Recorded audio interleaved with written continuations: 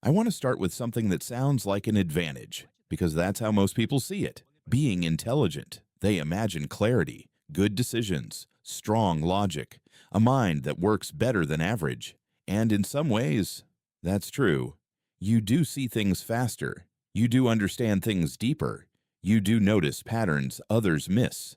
But there's another side to it, a quieter one, because when your mind can go deeper, it doesn't always stop where it should. A simple situation doesn't stay simple, it expands. You don't just hear what someone said, you hear how they said it, why they said it, what they might have meant underneath it, and suddenly, a short conversation becomes something layered, not because it is, but because your mind makes it that way. And that's where the first struggle begins. Overthinking, not as a habit, but as a default. Your brain doesn't ask, is this worth analyzing? It just analyzes everything, a message, a decision, a memory, and each one branches. What did they mean? What if I misunderstood? What if I missed something important? And the more you think, the more possibilities appear, until clarity disappears completely. So instead of making better decisions, you delay them, not because you're unsure, but because you can see too much. And seeing too much feels like responsibility, because if you can imagine 10 outcomes, you feel like you should choose the best one, and that pressure slows you down. There's also something else that happens, something that builds quietly over time. You start to feel different, not better, not worse, just out of sync. Conversations feel shallow, or too fast, or slightly misaligned, while others are reacting. You're already analyzing. You're thinking about the context, the tone, the possible interpretations. So when you respond, you're responding to something deeper than what was said. And that can create distance, because connection depends on shared understanding. And when your internal world becomes more complex, it becomes harder to share. So you simplify. You say less than you're thinking. You hold things back. You adjust your responses, not because you want to hide, but because explaining everything would take too long. And over time, that turns into something heavier, feeling misunderstood, not because people don't care, but because they don't see what you see. And eventually, you stop trying to explain. You keep more of your thoughts to yourself. And that creates a kind of isolation, not physical, mental.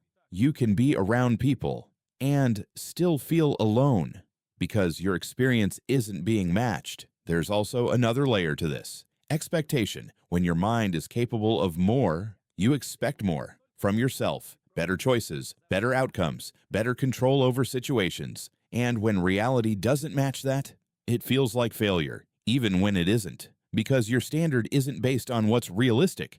It's based on what you can imagine. And what you can imagine is often far beyond what's necessary. So you live in a constant gap between what is and what could be. And that gap is exhausting. There's also something people don't talk about enough: sensitivity. Not emotional weakness, but awareness. You notice things others miss, small changes, tone shifts, unspoken tension, and once you notice them, you can't ignore them. So your brain tries to make sense of everything. Why did they say that? Why did their energy change? What does that mean?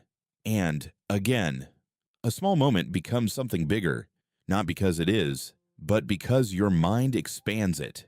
And over time, that constant expansion becomes heavy, not physically, mentally.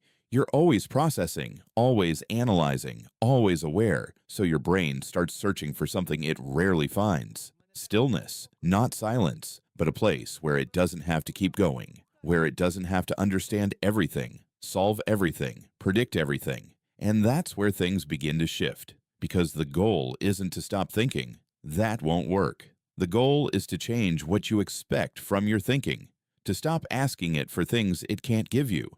Perfect certainty, complete understanding, total control. Those don't exist, no matter how intelligent you are. So the real shift is this: not using your intelligence to eliminate uncertainty, but learning to exist with it, to make decisions without perfect clarity, to speak without analyzing every outcome, to act even when your mind still has questions, because intelligence doesn't simplify life. It makes you aware of its complexity, but it also gives you something else: the ability to see yourself, to notice your patterns, to understand your reactions, to reflect. And if you turn that ability inward, instead of using it to control everything outside, something changes. Your mind stops being a constant problem to solve and becomes something you can work with.